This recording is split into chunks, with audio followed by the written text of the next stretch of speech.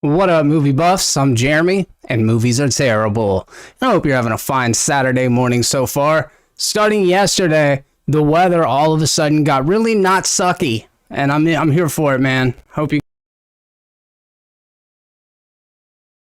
are able to get out and enjoy the weekend. Am I still making sound? Yeah. All right, yeah. I do see that I do. What's up, King of the Hills, Nick Mayfield, Mark McKeever, Stephen Fraser? How you guys doing? Yeah, I am. I'm compensating a little bit for Thursday because there were some things that I wasn't able to talk about that I actually really want to talk about. I also broke it down into multiple streams. That way everything is kind of cohesive from one to the next. I wanted to let everyone know before I get started here that I've been thinking a lot about the type of content that I've been making lately, specifically this kind of content, and I think it plays better on Twitch, but I have such an awesome community over here that I don't want to jeopardize losing that. So I was thinking, if anybody's willing to follow me over to Twitch, I can start doing a lot more of the interactive streams where you send me a link, I'm able to sit there and check it out. I think their policies are a little different on fair use and being able to listen to music and play clips and things like that. I'm not real sure yet, but I did my first live stream over there this morning. I had a couple of good friends from this channel stop by and say what's up. And if you head over to the community tab on YouTube, you can see a link to my Twitch. It's Movies Are Terrible on Twitch, of course, and I'm going to go ahead and share it here as well. I gained a couple of followers this morning, which was awesome. I'm excited about it. I don't have anticipation of it like getting huge overnight, but I just wonder if this type of content plays over there. I don't do a lot of the like vlogging, slice of life type stuff. Really, I just want to hang out and talk shit with you guys. That to me is more enjoyable than having to like follow my wife around with a video camera and things like that. Not that that's not super cool content. It sure is. It's just not my favorite thing to make, and I really do like doing these type videos. So let me know what your thoughts are on that. I would be very curious to hear what you think. Wow, got a couple of people in the chat this morning. I want to say what's up to everybody that I haven't seen in here till now. Nick Mayfield, Matt Lane Fitness, what's up, buddy? Hey, the King of the Hills 34 already followed on Twitch. TMS SMT, I've never watched Twitch, but have an account and I'm willing to try. Hell yeah, dude. I would love to see you over there. Patrick McCabe, you as well, my friend. Colby Sullivan, really glad to see you over there. Personally, I don't like Twitch, but that's just me. It's great for game streaming, but I prefer YouTube for the mobile app. That being said, you do you. Yeah, I actually watch quite a bit of Twitch streamers on YouTube. And the content that they're doing is much more similar to the type of content we do. By we, I mean fan out crew as well as Movies Are Terrible. Like, I feel like the talking head thing has kind of moved on from YouTube, but you do you. You know what I'm saying? You do you. Matt Legg, what's up, my man? Leo, hey, how you doing? Random Andy's channel, thanks for stopping by, as well as DJ Alex R. Hope you're all doing well, and I also hope if you haven't been checking out the live streams over at Matt Lane Fitness on Sundays, they do live meal preps over there, Matt and Jenna, and it's always a really good time to check those out. So just something to consider if you're bored tomorrow and ain't got nothing going on. But because I've got a lot of shit to get to today, I'm going to go ahead and jump in. This particular stream is going to be dedicated to episode 4. No, I lied. To episode 5 of Marvel's What If series. And I'm going to be talking about it deep dive, spoiler discussion style. You know how we do. So if you haven't seen the episode and you care about things like spoilers, maybe fuck off for a little while. Go watch the episode. Get it together. Then come back and we'll discuss it a little bit afterwards. But you are here now, so I'm imagining you want to participate in this conversation. So we're going to have it. We're going to talk about Marvel's What If Zombies. All right, here we go. TMS SMT, I am fit AF, but I like Matt's taste test videos. What's that like, bro? What's it like to be fit? I can fit in unsmall places. Don't think that's the same. Matt Lane Fitness, have a fantastic day, my man. Hope you have a good one. All right, here we go. All right, so episode 5, Marvel What If Zombies. Let me see if I got my shortcuts set up in this baby. So we're kind of going by this shit, not quite frame by frame, but I've got about an hour carved out for this discussion. So obviously we're going to dive in. We're going to freaking get into the conversation. This is a community discussion. So leave your thoughts in the chat. Let's discuss. If you're watching this in playback, leave your thoughts down in the comment section. I would love to hear from you guys because I do think there are a couple different places where people are coming in on this episode. There are people who loved the horror and hated the comedy. There are people like myself that just kind of expect the comedy from Marvel and was surprised by the amount of violence and gore that it put in there. I mean, the fact that we had so much humor in it makes sense to me. It's to kind of counterbalance the amount of grim imagery that was in the episode. So I don't have a high expectation that Marvel's going to make some super serious shit. And to be honest, I don't know if I want to see super serious superhero movies. It's like, I like serious movies. I just don't know that superhero movies are always the venue for it. Not that the Dark Knight trilogy is not really good and really serious, but for the most part, I like the levity. I like the buoyancy. If I'm watching a cartoon, I don't want it to be super sombering. The people that perplex me the most, and everybody's opinion's valid, but if you're like, you know, it was nothing like Marvel Zombies, the comics, it's like, well, no shit. What did you think was going to happen? You think they were going to put Marvel Zombies on Disney Plus for a bunch of children and an animated thing? That would be wild. I mean, they put The Walking Dead, Robert Kirkman also created The Walking Dead, on AMC in live action form. But it's not a Disney Plus show where they don't show any R-rated content and they actually edit butts out of movies. So the fact that they're editing Daryl Hannah's butt out of a movie, but they're not afraid to cut off Iron Man's head and then let it get eaten by a giant fucking wasp, that's far out, dude. That's pretty far out. All right, here we go. So the episode opens up with Hulk flying through space. This is after the events of Ragnarok, as we know, right at the beginning of Infinity War, when Heimdall's able to use the Rainbow Bridge to get Hulk out of there, which he crash lands. Come on, man. Give me the next slide. It doesn't feel like the next slide. My shit's already getting fucked up. Let's see where it goes next. Okay, yeah. So, he ends up at the Sanctum. I feel like my order is all mixed up, but we're just gonna kind of go with it. But I don't like it. I'm telling you right now, I don't like it. Not a one bit.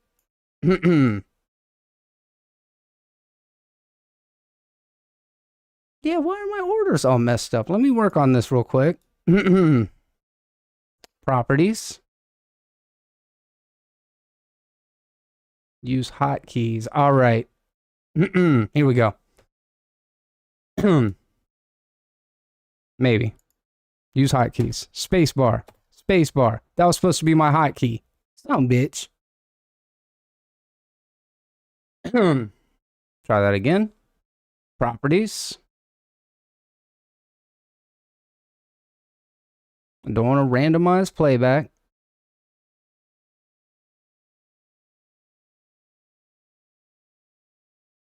Okay. Hotkey. Hotkey. Motherfucker. All right, I'm just going to let it autoplay. I got my notes over here. Glitch in the Matrix, indeed. Indeed. Get your improved skills trained. Yeah, that's what I'm saying, man. Always got to get those improved skills trained. All right. Jay Wolfie in the motherfucking chat. What's up, dude? What is going on? All right. So, Hulk lands in the Sanctum. This is the beginning of Infinity War. Only right off the bat, we realize Strange's cape is there. Strange's cape ends up being the MVP of this episode. Can we just all agree that it's a good thing Strange's cape's around? So, Bruce puts on like a very Wong outfit.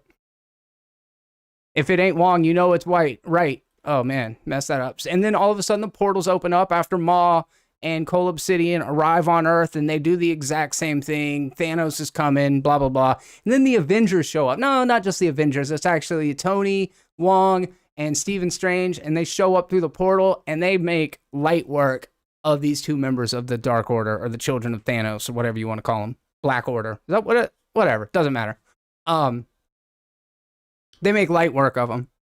And you can tell from the silhouettes right off the bat, and also knowing what the episode is. Oh yeah, these are zombies. Their clothes are kind of tattered. Hair's a little messy. They come out, and you can see like Tony's still able to use his blasters, his suit, and that's a thing that's come up quite a bit. Holden mentioned in our review that he was surprised that these zombies are a little more sentient. To which 6,000 different commenters came out of the woodwork to say, well, in the comic books. And it's like, yeah, dude. Yeah, of course. In the comic book. This comic book that this is barely based on, other than the fact that there's zombies in it. In the comic book, they know how to talk. And my point to that was, and it's, again, totally valid, just from my perspective, it's like, if you make a vampire story, you pretty much assume that the sunlight is going to kill the vampire. Sunlight kills vampires 90% of the time. And then you watch a movie like Twilight, right? And the vampires go out in the sun and they don't burn up. They start sparkling, right? And then you're like, wait, that's kind of weird.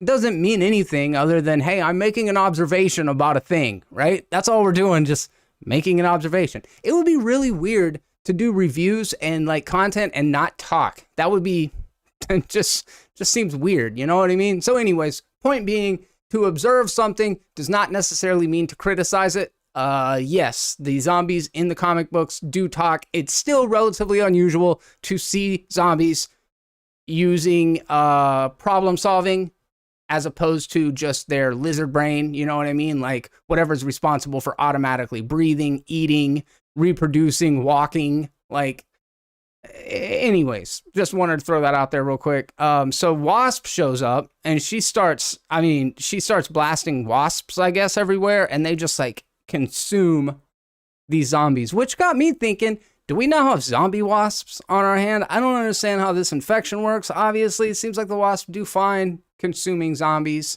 So I guess it's like if a zombie saliva makes contact with your blood, then you start to turn, but not if you ingest zombie tissue. Whatever. Doesn't matter.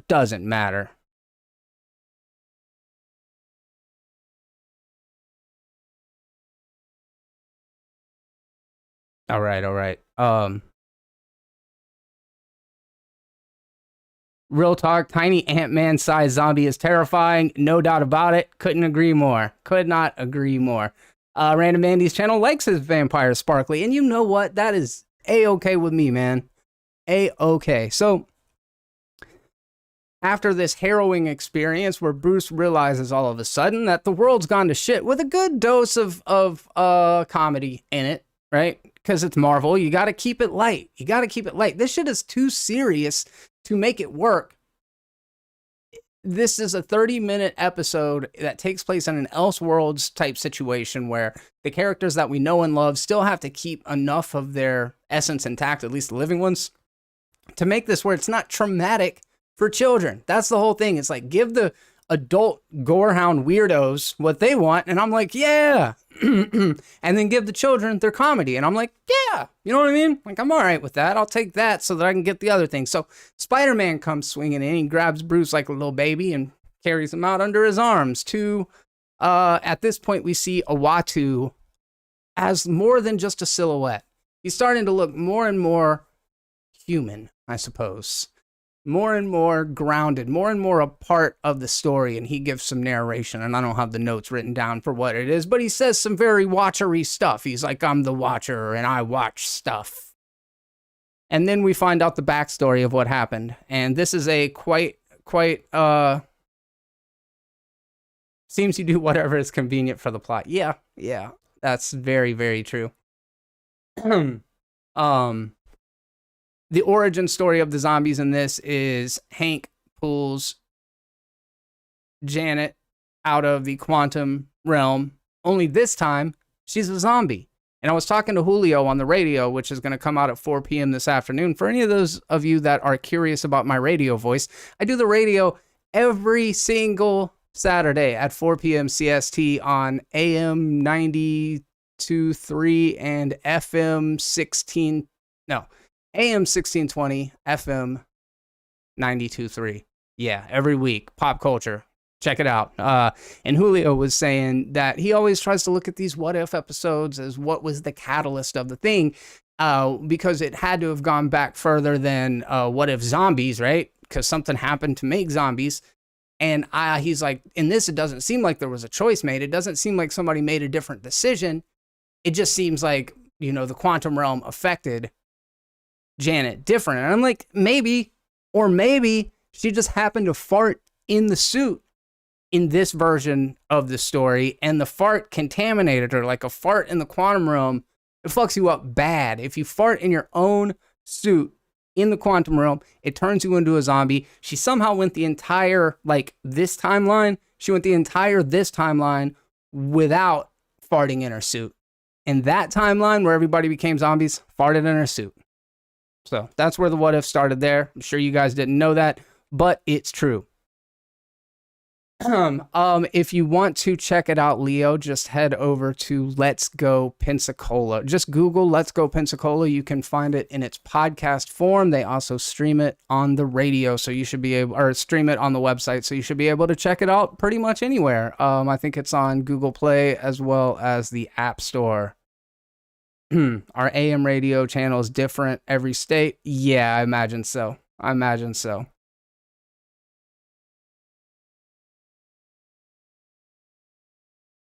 What's up, Martin Kiva? How you doing, man? A lot of the stuff that I go over on that is stuff that we discuss here, but you get Julio's insight, and he's a really smart dude. He's been on trivia here on the channel before. He's co-hosted the podcast with me here before, and we really enjoy doing it. Dante, what's up, my man? How you doing? Going to an early lunch, so won't be able to hang. Keep it up. Really enjoyed this episode. Not my fave, but still fun. Yeah, I echo a lot of that. Absolutely. Appreciate you coming by, man. Hope you have a good early lunch. It's already getting towards the getting towards the half of the hour. So, anyways, zombie outbreak happens as a result of Janet farting in her suit. 100%, no question about it. Janet farted in her suit. So the Avengers show up, and it doesn't go well. The Avengers show up, and as Colby mentioned a minute ago, tiny Ant-Man is just like gnawing. I guess that's Ant-Man. He's got the quantum suit on. I can't tell. I'm imagining it must be Ant-Man. I didn't know if it was Hank or Scott. And he just almost like a tick. He bites Steve on the neck, and then all of a sudden, shit pops off. Because zombies are dangerous, dude. Zombies will overrun the world. We've all seen The Walking Dead. But superhero zombies, that's a problem. You know what I mean? Especially superhero zombies that still know how to use their superpowers, like conjuring magic and shit. Yeah, man.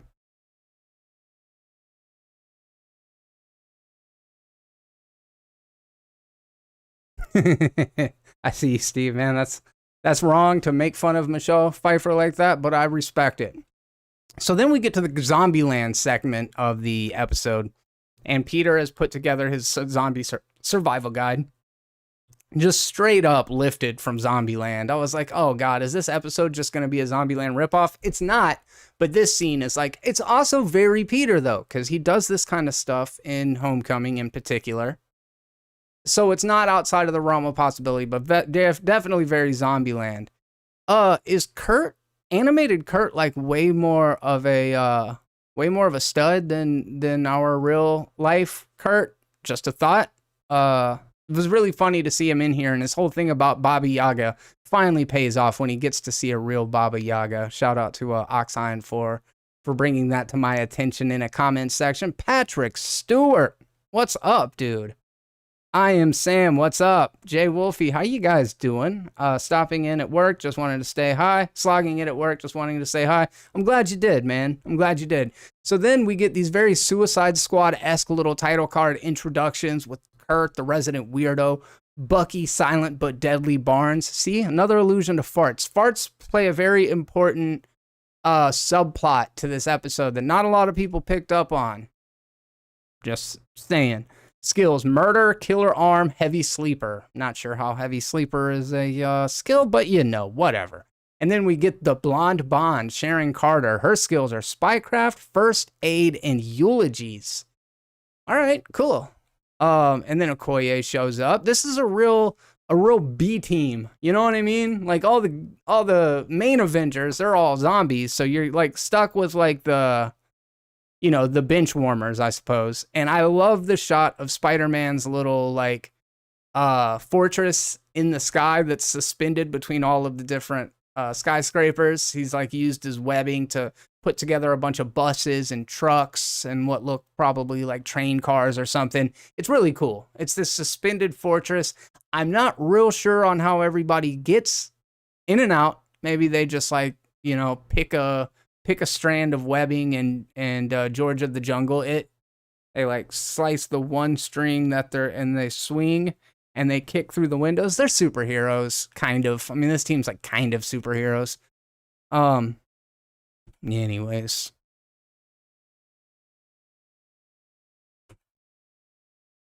So then some things happen. I don't remember why they... Oh, yeah. They start getting that signal, and they're like, we got to go locate the signal to find out what the transmission is. I don't know exactly. I don't remember exactly what happened. I mean, dude, it's been like 3 days. You know what I mean? How am I supposed to remember 3 days ago? And everybody ends up at the subway, the train station, and then the subway. And this is when they're ambushed by zombies, several recognizable zombies. Oh, did I say Happy was there? Happy's also there. Happy's also a part of the group. Sam Wilson, zombie Sam Wilson, starts attacking up in the train station. Meanwhile, below, down in the subways, Hawkeye shows up and is fighting with Sharon. Hawkeye also turns Happy into a zombie. Things are grim, but there's some really good action sequences down in this section. It's funny, I got a picture of Hawkeye that's going to scroll through at some point, and he's got a smile on his face when he's about to shoot the arrow at her. I don't think I've seen Hawkeye smile when he's shooting the arrow in live action form, but as a zombie, it makes him very, very happy. You notice how many of these zombies are missing their noses?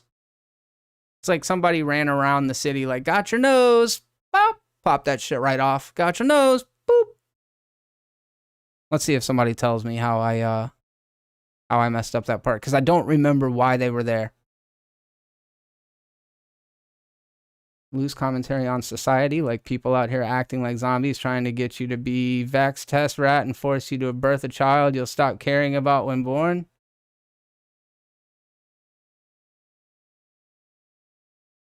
Wow. Coming in with the hard-hitting shit. I don't know if that Marvel Zombies aspired to do that, but you got your thinking cap on and I respect it. Hulk just immune to zombies apparently. Yeah, his skin is impenetrable. That's the deal. If you remember in episode 4, they tried to shoot him, but they were unable to penetrate, so they had to like get in him. How did they get in him and blow him up from the inside? It was like a Thanos thing. They used nanotech and they blew him up from the inside. Holy shit. But yeah, Hulk is so tough that they can't penetrate his skin. Like, that's why he gets shot and it doesn't, damage him or anything like that. And that's different from Thanos, who is, even though Thanos will kick the shit out of Hulk in a fight with some power stones, he doesn't have that same invulnerability type thing. Hulk is he's a titanium wrecking ball, I guess, if you will. Yeah, that is correct, Colby. I like that. Jimmy will use a sleight of hand to get their nose. Got your nose. Bunch of Michael Jackson wannabes. Hulk's just immune. Okay, we're gonna keep going. About halfway home, baby. I feel like if I was in that situation, killing your friends would make it so easy to kill them, even if you love them. Oh, yeah. At this point, it's so cut and dry. Like, they're not, in a regular, like, and oftentimes in zombie movies, a person doesn't immediately turn into, like, an aged, falling apart corpse. That's a little bit different of a take. I kind of like the slower progression of the zombies, or even like the rage virus infection of the zombies in like 28 days later, where it's like a blood transfusion thing, but it really just turns them ravenous, right? And then after a period of time, maybe they start decomping. Like if you look at the earlier seasons of The Walking Dead, the later and later it gets away from the incident when it all happens, the more decomposed the average zombie looks, even though considering not all zombies were transformed at the very beginning. But I like that. They just kind of use it as like a general little template. And Zombie Sam was really cool and has a nose. He was creepy, dude. There's a scene where they're like walking and you can see the silhouette of Sam and his wings kind of like come into the shot.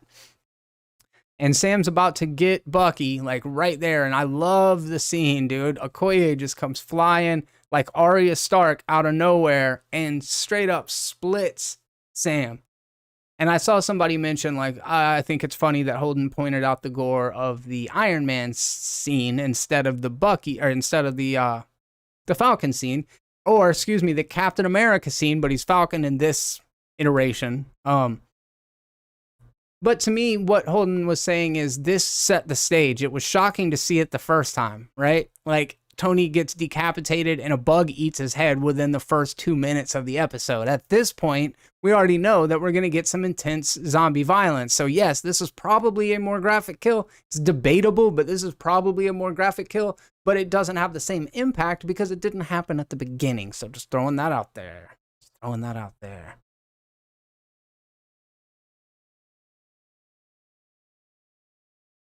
They get on the train down there in the subway. Everybody's trying to get away. Find where that signal's coming from. Zombie Cap gets on the train, and there's a showdown between Bucky and Cap. Poetic justice that it would take place on a train, I guess. But it's a really cool fight scene, which ends with Bucky using the shield and throwing it straight through Zombie Cap's abdomen, and then him just falling to two pieces, bisected. A lot of people getting split in half, a lot of heads getting knocked off, a lot of explosions of just gore and viscera. I like this episode. In fact, if you want to see a little highlight reel of all of the goriest gags in the episode, I made like a little 35-second highlight reel of some of the good kills in it.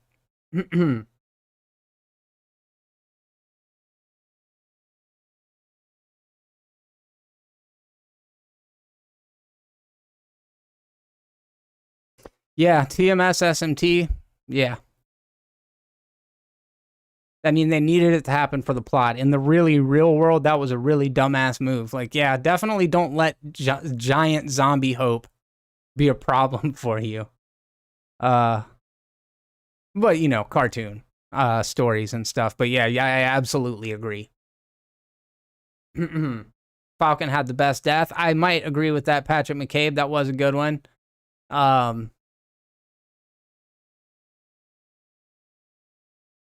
I really like the the Agent Carter explosion from within. Very Mortal Kombat fatality. Also very Ant-Man goes up Thanos' butt fatality. You know what I mean? Janet gets up in there and then just boom, bursts out of her and just explodes. She's like, oop, got a little gas, and then and Watu's like overlooking the train as it goes by. And then Spider-Man and Janet have a nice little talk. It's kind of cool to see Spider-Man come into what's essentially a leadership role in this episode, and almost see him leading a form of the Avengers, which is nice. Spider-Man has kind of been an honorary Avenger for most of what we saw him. And at this point in the story, he's not been ordained an official Avenger yet. So he's testing on those leadership shoes, gloves, underoos. But she's like dying, and he's like, oh, you know, ooh, child. Then they look out the window and they're like, oh no, things totally do suck. And there's that like classic zombie horde shot, and they're like, oh, this is gonna be a problem. But Janet's like, it's not going to be that big of a problem. I'm still slowly turning into a zombie, despite the fact that everybody else pretty much turns into zombies immediately. So let me like walk you across as a big giant version of myself. Yeah, maybe the suit needs like a self-destruct button or something, but yeah. And then when I fall dead, I'm definitely going to come back as a giant zombie, but like, who cares? There's a story. We got 30 minutes. Let's fucking do this. She sets him down gingerly inside of the compound. And this is where the episode gets very dark. This is where the episode gets very dark, because we find out that that signal was coming from the Mind Stone, and that Vision is actually there. Everybody's happy to see him. I really love that shot where Hope like falls back and all of the zombies just overtake her. Vision shows up at first looking very much like a zombie. In that first little frame of him, you're like, oh shit, zombie Vision, that doesn't make sense.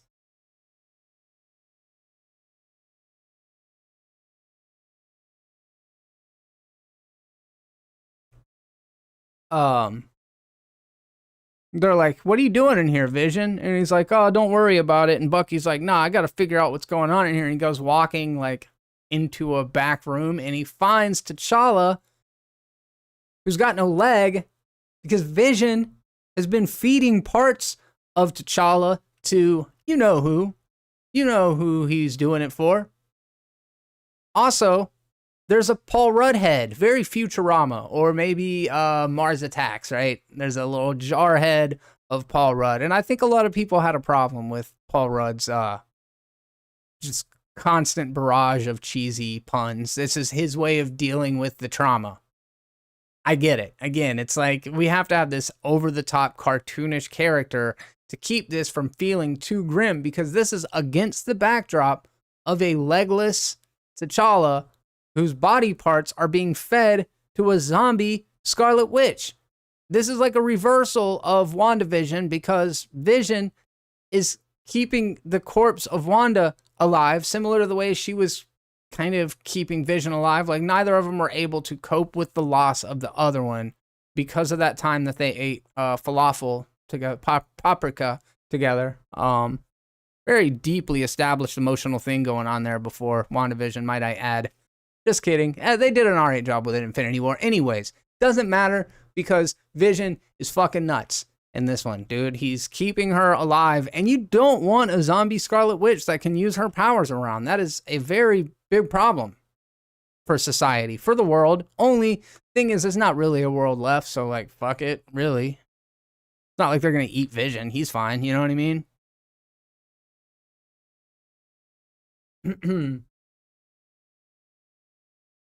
I feel like this show confirmed that Spider-Man is going to be the new leader of the Avengers, says Leo, and I've been feeling that way for a little bit as well.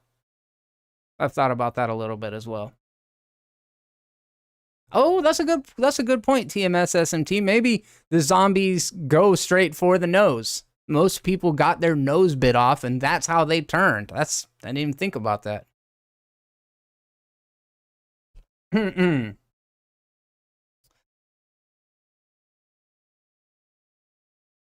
they're looking at him like, what? Paul Rudd's just a head in a jar? That doesn't make sense biologically. And then you're like, this is a cartoon. And they're like, oh yeah, none of it matters. And then zombie Wanda comes busting out of her enclosure. And you know what she kind of reminded me of? I mean, there's the Dark Phoenix side of it, obviously, that's something Wanda has always kind of reminded me of, and they kind of did it in WandaVision a little bit, but she reminds me of if Phoenix, like, did you guys see Army of the Dead? You remember the zombie queen? She feels like the zombie queen of this episode. I mean, she is the zombie queen of this episode. Yas queen. Anyways, whatever. Yas queen. Tasty boogies. What I would love is for this episode to have been so popular that on Halloween we end up getting an hour and a half long movie version of it, but they'd already have to have it done by now. But I was thinking, like, man, this is definitely got potential, but they would have to like start back from the beginning, because I feel like this whole thing's just too abridged, too much happens too fast. It was almost like they'd have to start us back sort of from square one, or even kind of retcon what happened. But yeah, I'd love a Scooby-Doo Monster Island size feature of this. It definitely reminded me of Scooby-Doo Monster Island, or Zombie Island. Is it Zombie Island? Yeah. Yeah.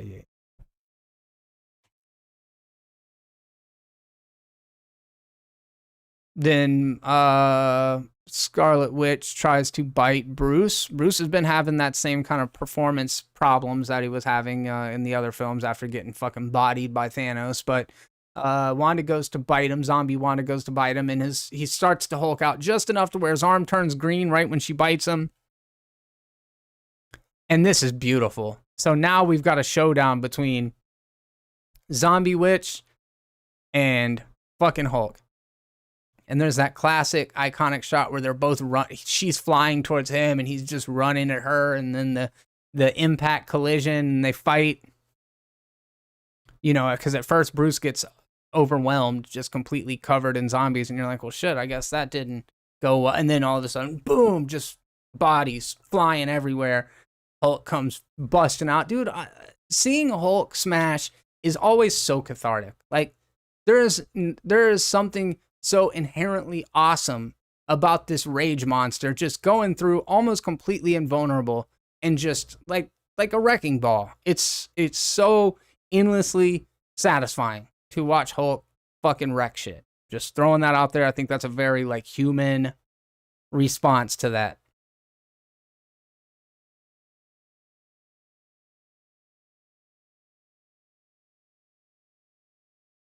Daryl, I mean, I definitely would imagine it falls off way faster.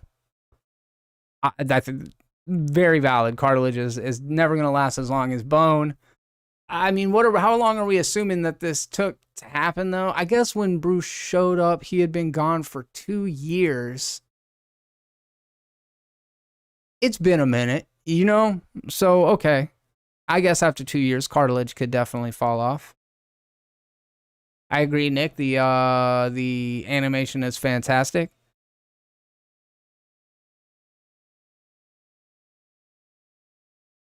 Right. So I love that fight between the two of them, and then as they're flying away, it had to be mentioned that Zombie Wasp was there in her gigantic form and grabs their vehicle as it's flying away, and they're just able to like hit her in the face with the thrusters and narrowly escape. So now they've got the Mind Stone, and they're headed to the one safe refuge left in the world, Wakanda. When they get there, you see all of the zombies. Wakanda has fallen. Thanos is there. Only Thanos is now the Walking Dead. He's got the gauntlet, and they're bringing him the Mind Stone on a fucking silver platter. And I can't imagine it going well. This seems like it could be the end, or could be the beginning for the next episode. I really do like this. I will acknowledge most of the critiques that I heard about the episode are accurate. I don't see the lie in what anybody's saying. Like, I think that it's very valid, the criticisms that I've heard about it. My counter to that, and it's not even a counter to you, my justification for why it doesn't matter is because it doesn't matter. You know what I mean? Like, honestly, I didn't think we were going to get a cartoon episode on Disney Plus where Doctor Strange was consuming the souls of dark sorcerers from other dimensions. Wasn't expecting that. whole universe comes collapsing in on him. Wasn't expecting all the Avengers to get murdered in the episode before that. And I definitely wasn't expecting to see Tony Stark get decapitated and then have a giant wasp eat his head. And I consider that a win. Like, that's a big enough win for me. They have indulged enough of my dark desire for these characters that I'm like, all right, cool. I didn't need Old Man Logan in the movie Logan to say it's a good movie. You know what I mean? Like, Logan was good, but there were no inbred Hulk family members. Like, there was no blind. It's like, I don't understand. Like, if you want the comic, just read the comic. It's totally there. You know what I mean? If you need a live action adaptation to validate your appreciation for the other medium, it's like, you've already got it. It's there. You don't need it. That's why I don't like these slavish adaptations of stuff. Do y'all remember when Gus Van Sant did Psycho in the early 90s? Of course you don't. I'm a fucking dinosaur, dude. How could you remember that? You weren't even born then. Sorry, got a little emotional there for a second. Fuck, I'm old, dude. I got a birthday coming up in like 17 days, dude. Just over 2 weeks, I'm gonna be fucking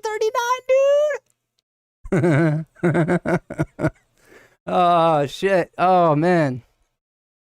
Just an old, out-of-touch hipster who doesn't mind a little bit of comedy in his Marvel movies. People just take this shit real seriously. I just thought the comedy undermined the drama. The drama in the 30-minute cartoon, bro? Is that what we're going with? Not enough pathos in your 30-minute Saturday morning cartoons for you, bro. All right. Then maybe, like, watch a drama. You know what I mean? Maybe go watch fucking, what's that shit called? Nomadland. You want serious, downer, depressing ass shit? Go watch Nomadland. Go watch a movie where the person, what was that one where fucking Riz Ahmed, The Sound of Metal, where he's a metal drummer that goes deaf? Go watch that. Not very much humor in it. It should be right up your alley. Oh, look at that. Got a couple of, peers in the chat, dude. Love to see it. Love to see it.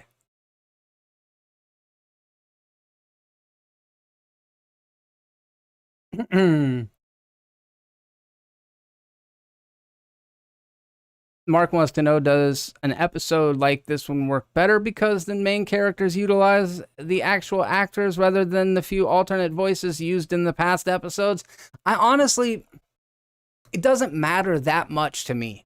The only one, for some reason, that hit different was Lake Bell as Black Widow, because I recognized Lake Bell's voice right off the bat, and with everything going on outside of the movies, it felt a little bit gross. It's like, oh man, like they already replaced their girlfriend with another girlfriend.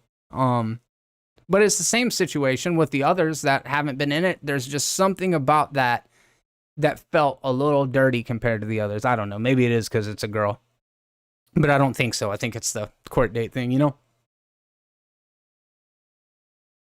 Shout out to my fellow millennials. What's up, Marjo32? How you doing?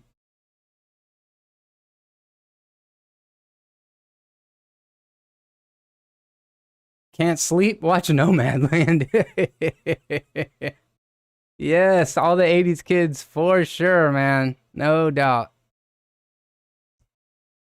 So yeah, all right. I got some peers in here. I love to see it, man. I just feel old. I actually don't feel old. That's the thing. I don't feel old until, like, so I say something like, what did I say? Do you remember that shit I said from 1992? Do you remember when Gus Van Sant's Psycho came out? Yeah, you guys do, but that shit's it's from a while ago. The Beast Boss, what's up, dude? Lake Bell was cast before the lawsuit, I believe. You were absolutely right about that. She had to have been. You are absolutely right about that. I think it's just what it conjured up in my mind. You know what I mean? It says more about my feelings on the situation than it does literally about theirs.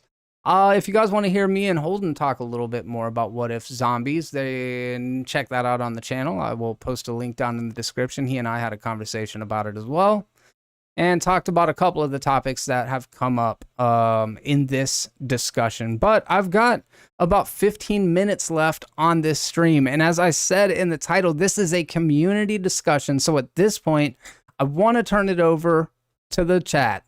I'm going to try to keep an eye out and see what people are thinking about. But let me just ask general thoughts on the episode. How did it hit you? Was it a positive experience? Was it a negative experience? And just real broad explanation as to why. And I'll go through and grab a couple of my favorites.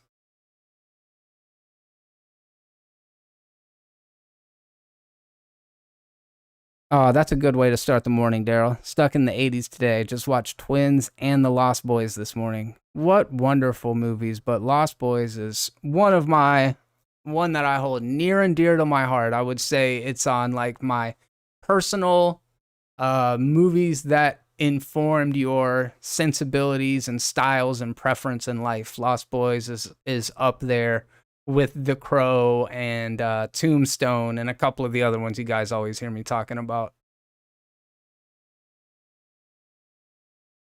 I love the 80s. TMS SMT, like I said above, which Avenger going to wield the gauntlet next episode? Oh, that's an interesting question. Avenger gonna wield the gauntlet next episode. I mean, we already had Hulk do it in the movie, so I feel like they're going to have to change it up. Is it gonna be Spider-Man? Is Spider-Man gonna like take the throne as this young kid who wields the entire force of the cosmos in his hand, literally? That would be cool. I wouldn't mind seeing that. With great power, you know what I mean? So maybe he would use. They fucking mention Uncle Ben for the first time in this episode. This is complete conjecture. Haven't heard anybody on New Rockstars talk about it, so it's probably completely false, Mephisto. False Mephisto. But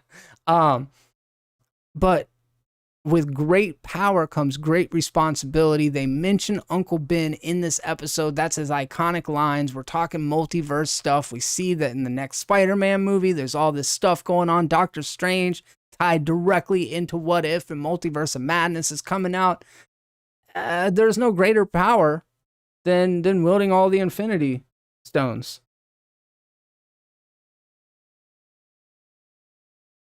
So I would imagine that's it. That's a cool question, though. I'd actually like to hear what you guys think. Colby says, really good episode. Even dark zombie-filled episodes where people are getting eaten can still be light and funny at the same time. Yeah, I agree. And I'm not, if you feel differently, that's fine. You know what I mean? If you thought that it was too silly, I get it. I think there's value in that. I just personally, like, I've got a very, like, I usually let the storytellers do the storytelling and then just kind of assess it accordingly. But I agree with you, Colby. That's kind of where I come in on it. Marjo32 episode was great. I'm glad it's not as depressing as the comic. Kirkman knows how to ride that line. I like how they took some beats but made it their own. I'm glad you said that. I mean, Kirkman's style is incredibly nihilistic, and you can tell oftentimes it works really good on the page, and on film, it can be a little bit hard to watch. I mean, you think about the Negan introduction and what happened to Abraham and Glenn, and like in the comics, it's still fucked up and shocking. When you apply it to like real people, especially characters you have like an affection for, you know, like kids have with superheroes, it can be pretty traumatic, I think. I actually stopped watching The Walking Dead after how they did my boy Glenn. Not really because of that, just because I heard there was like no end in sight. But yes, Marvel Zombies is incredibly nihilistic. It's shockingly bleak, and it was like counter programming to what Marvel typically did. I believe that Image Comics had a much more profound ripple effect on comics than even people today give them credit for. I mean, Dark Horse did dark shit as well. Valiant did dark shit as well. But Marvel Max, you know, that stuff, that early 2000s Marvel was very heavily influenced by the success that that McFarlane and Liefeld had over at Image Comics. They were like, we need to do an adult imprint. And I'm not a historian. This is just my take on the situation. Maybe I'm completely out of left field and wrong in my observation, but it always seemed to me like Marvel wanted to dabble in that, but they never wanted to commit to it because Marvel's very PG-13 in their properties. And then you get these very iconic one-offs like Old Man Logan, which again works great on the page. Nobody wants to see Hugh Jackman experience the shit that Logan went through in Old Man Logan. It's like, it's horrifying. So I feel like some stories are just better left on the page. That's my personal take on it.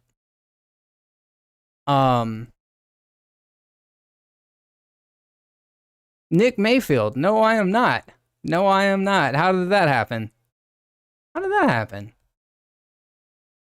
I saw somebody at the movie theater yesterday that said, hey, I recognize you. I was like, yeah. And he's like, from Holden's channel. And I was like, I'll take it. Hey, man, I recognize you from YouTube. I'm like, oh, cool. You must be from Holden's channel. All right. Cool. It's the second best thing you could have said, I guess. Anyways. Stephen Fraser, I'm glad for the humor and levity. I was pretty depressed seeing everyone dead or dying. Yeah, for sure. Leo, Kurt was like Milton in this. I kept forgetting he was there. TMS SMT, I don't think the remaining crew even has half a chance against Thanos. Wonder what happened to Captain Marvel. She's busy, bro. That's the thing about Captain Marvel. She's got shit going on. I mean, what could possibly be as important as the devastation of her entire homeworld? Pager must have not went off, you know what I mean? She's got shit to do, and unlike Earth, not everybody has the Avenger zombies, you know? Get off Captain Marvel's back, bro. Colby Sullivan grabs a piece of celery. Hi, I'm vegan. Mark McKeever, in No Way Home, Peter did use Uncle Ben's briefcase. Okay. I didn't remember that, but I'm glad you mentioned that. That is, goes against talking points that I heard people say. Holden mentioned it, but that's not all. I heard the guys on Mr. Sunday Movies say it as well. And then I watched the new Rockstar video 35 times. That's my new ongoing bit, by the way. I don't know if you guys knew that yet. But you'll eventually be really tired of it. Oh, Nick Mayfield. I do remember that. I didn't know it was you, but that's awesome. Yeah, I do remember that. That's cool. Mark McKeever, the series as a whole, it has exceeded my expectations. I agree. I really do agree. I feel like every episode has been better than the last, with the exception of What If Zombies not being quite as good as the What If Doctor Strange lost his heart instead of his hands. I thought that episode in particular balanced the darkness and the humor a little better than this particular episode did. It had less humor in it, but then again, it also had less explicit gore and violence in it. So there's a payoff, you know? But that was my favorite episode so far.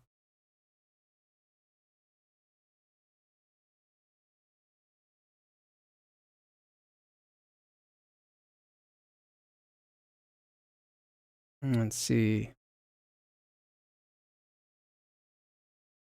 Patrick McKay, watching Wolvie kill the X-Men on screen would be horrifying. Yes, it would. Yes, it would. And the inbred Hulk shit, that has always just been weird to me. Colby says Thanos hasn't snapped yet, so Fury hasn't used the pager. Yeah, that's right. You'd think he would have used the pager during the zombie attack. Yeah, you would. You would. Leo says, I love the passion you radiate for this content and hearing your opinions and the way you talk about it. I love the way you talked about WandaVision and had to stay. Well, thank you very much. I really do appreciate that. I am very passionate about this stuff.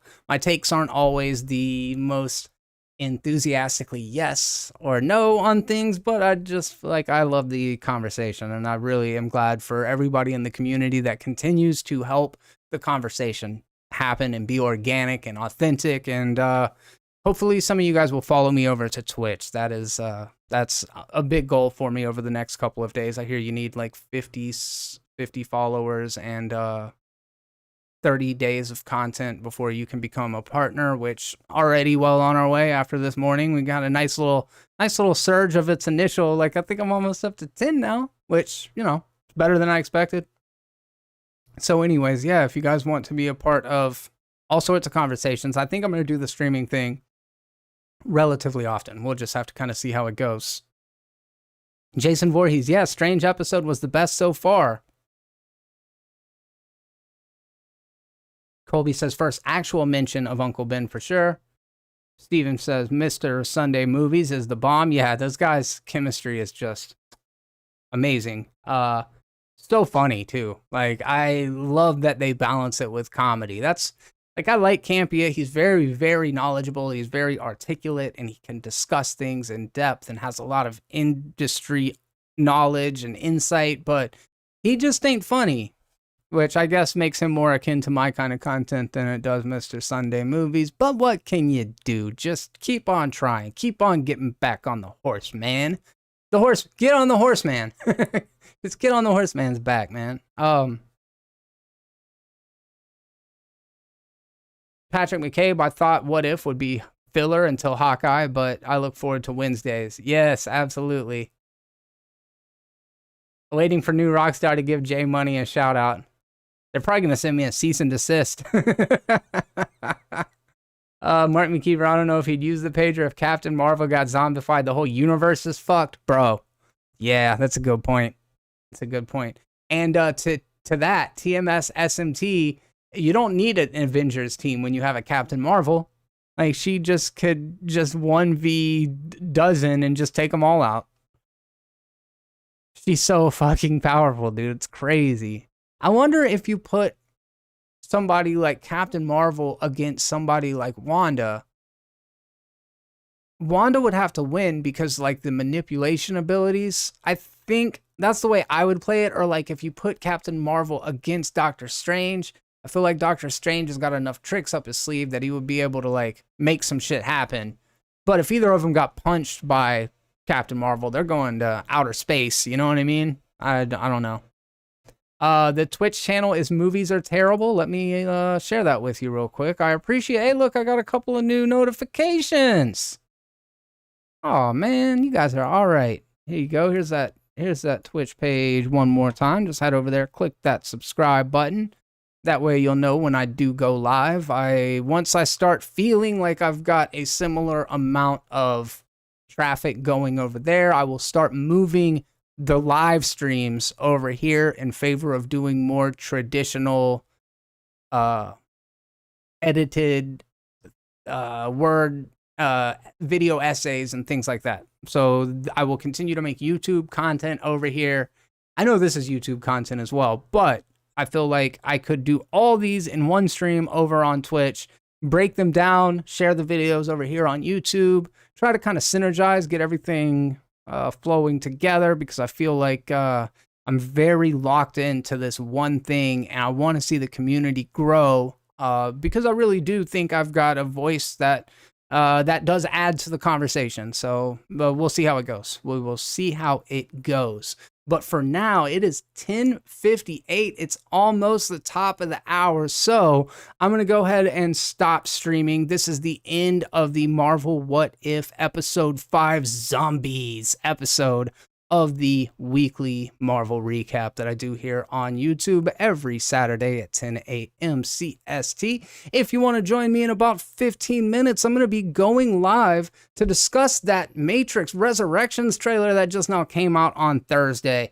Got a lot of ideas about it. I've gone through and broke it down to where I've got very specific images to discuss with you guys. Would love to hear your enthusiasm level for Lana Wachowski's return to the 1999 seminal, groundbreaking science fiction film, The Matrix. So we're going to spend about an hour talking about The Matrix. Make sure you are subscribed to Movies Are Terrible on Twitch, as well as here on YouTube. That way you can stay up to date with all of the terrible content. And then come back a little bit later today, because at 12:30, oh, I think I scheduled the streams wrong.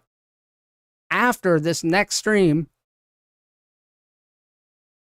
I'm going to be talking about Malignant, which is fucking insane. Jason Voorhees, have you seen Malignant? It's crazy, y'all. And I want to talk about it, but I'm talking in spoilers on all this stuff, so just beware. And until next time, I'm Jeremy. Be terrible. Peace.